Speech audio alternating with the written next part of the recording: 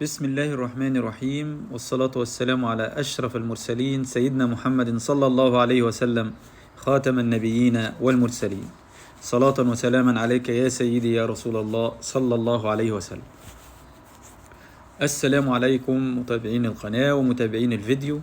يا رب دايما كده تكونوا في أحسن صحة وأحسن حال، ويا رب يجعلها أيام سعيدة وأيام مباركة عليكم إن شاء الله. وكل سنة وحضراتكم طيبين بمناسبة يعني قرب أو حلول عيد الأضحى المبارك.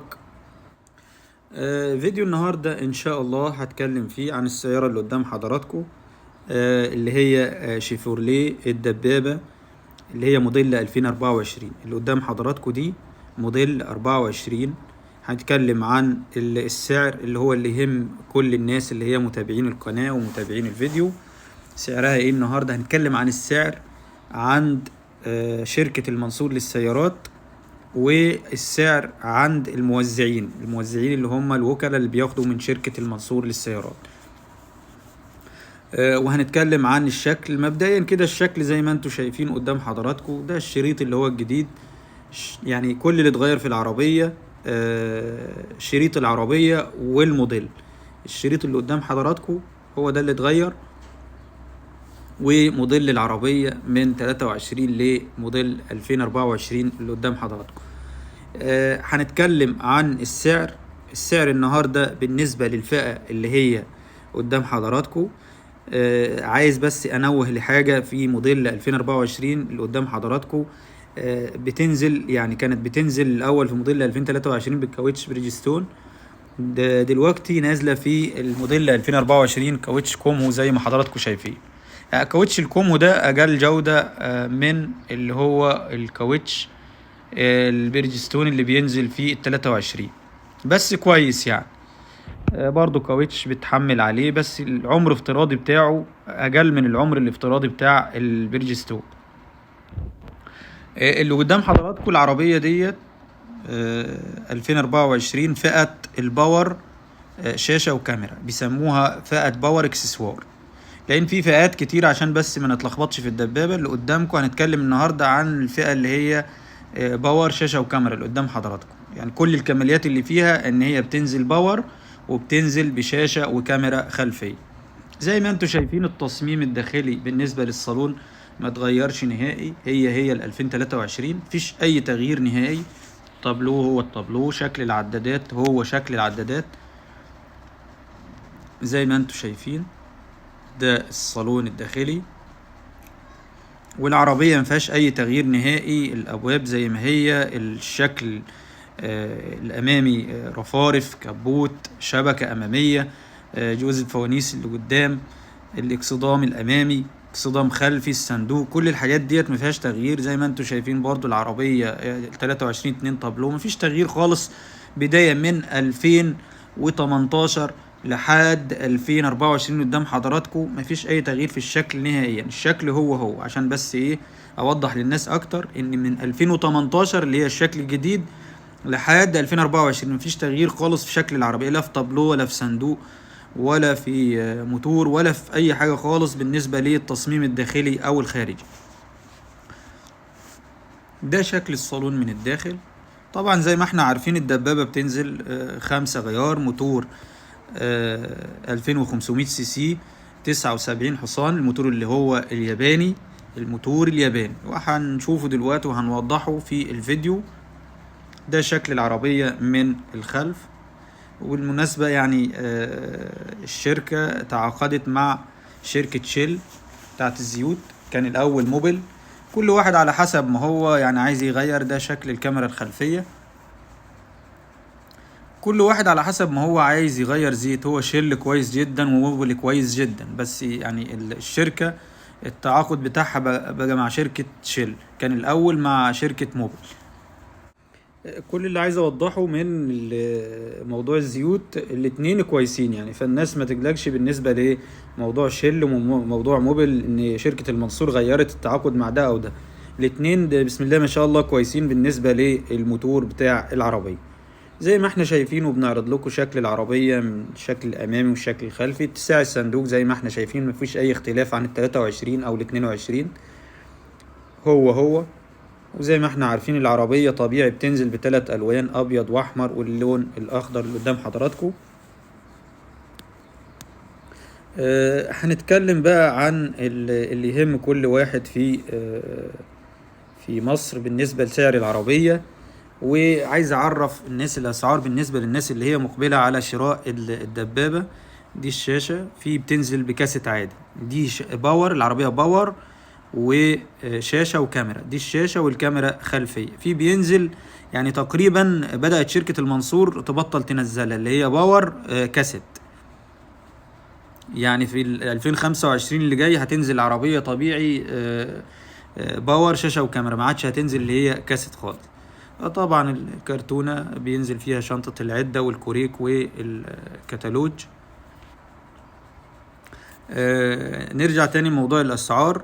أنا بوضح الأسعار بالنسبة للناس اللي هي خارج مصر وداخل مصر. في ناس بره محتاجة تعرف الدبابة رايحة لفين وسعرها ايه. والله أنا محروج أقول سعرها النهاردة، بس الناس بتشتري برضو على أساس إن يعني كل يوم في سعر جديد، فمش عارفين الدبابة رايحة على فين بالنسبة للأسعار. أسعار طبعا داخل شركة المنصور للسيارات، وشركة المنصور بتبيع قسط بس، فاتحة باب الحجز بالنسبة للقسط. بس هي حاليا من قبل 15/6 وهي جافلة موضوع الحجز سواء كاش أو قسط. فهي بدأت تحجز ابتداء من 15/6 اللي فات ده. يعني اللي عايز يقدم يتصل على اللي هي رقم تليفون الشركة 16 424 ويحولوا للمبيعات. المبيعات هتبدأ تحجز معاه.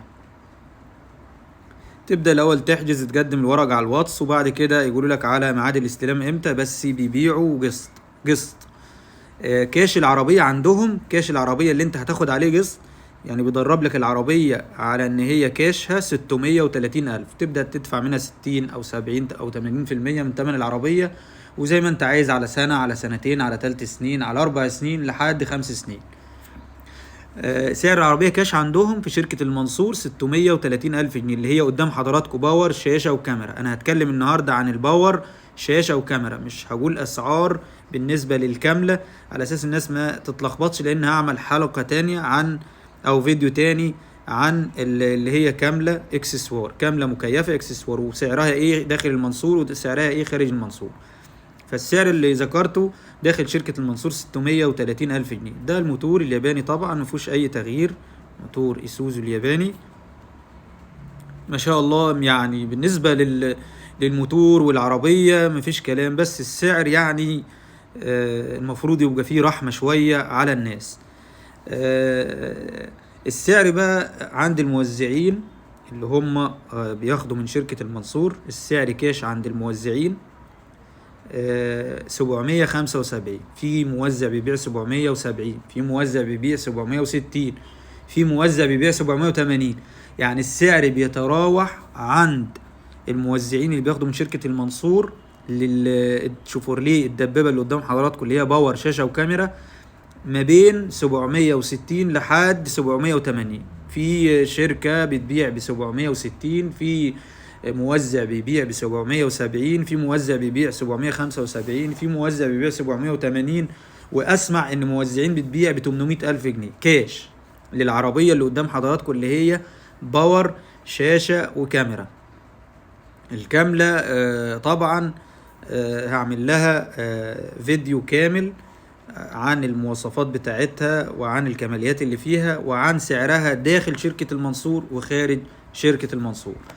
فأنا كنت حابب النهاردة في فيديو النهاردة أوضح للناس اللي هي عايزة تعرف سعر الدبابة وصل لفين النهاردة، وهل في شيء اتغير في شوفورليه الدبابة اللي قدام حضراتكم الموديل اللي هو 2024.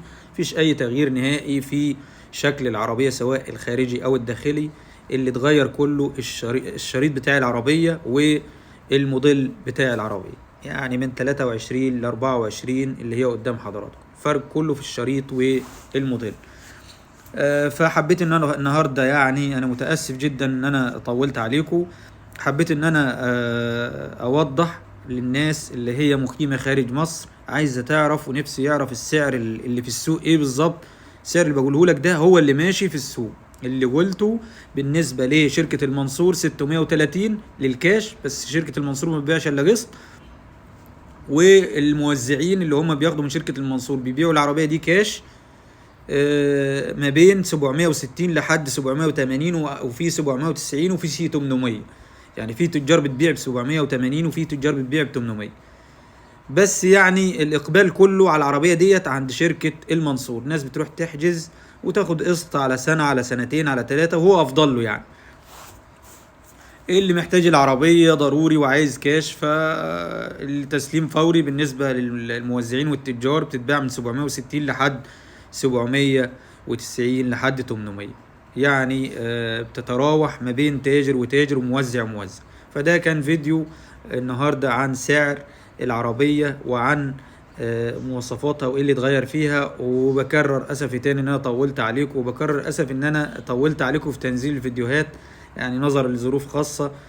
وفي نهاية الفيديو طبعا انا بشكر كل متابعين القناة وبشكر كل مشاهد للفيديو، واشوفكم على الف خير، والسلام عليكم ورحمة الله تعالى وبركاته.